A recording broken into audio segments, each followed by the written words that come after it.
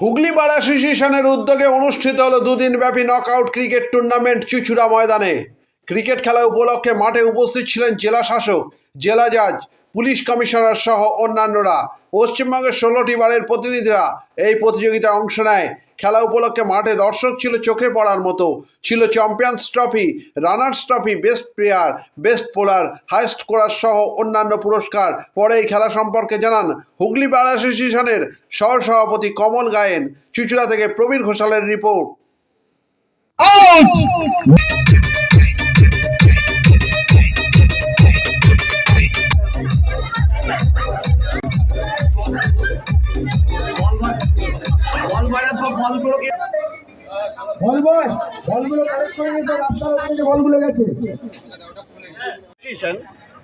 এই প্রথমবার একটা দ্বিদিবসীয় ক্রিকেট টুর্নামেন্ট আয়োজন করেছে।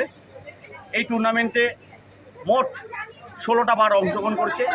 হুগলি জেলা বাদে উত্তর 24 পরগনা, দক্ষিণ 24 পরগনা, কলকাতা, হাওড়া, নদিয়া, বীরভূম, পশ্চিম মেদিনীপুর চেষ্টা ছিল। বিভিন্ন জেলার 16টি বার আজকে এসছে। আমরা আজকে মোট 10টি খেলা করব। আজকে আমাদের দুটি প্রীতি ম্যাচ হয়েছে। সেই দুটি প্রীতি ম্যাচের মধ্যে একটি CP11 versus advocates team Hooghly, আরেকটি জাজেস 11 versus president 11 of Hooghly bar association. এটা আমরা একটু পরেই অনুষ্ঠিত করব। এই মোট টুর্নামেন্টে আজকে 10টা ম্যাচের মধ্যে এখন পর্যন্ত 4টি ম্যাচ আমরা খেলে ফেলেছি। আরও 6টি ম্যাচ আমাদের করতে হবে।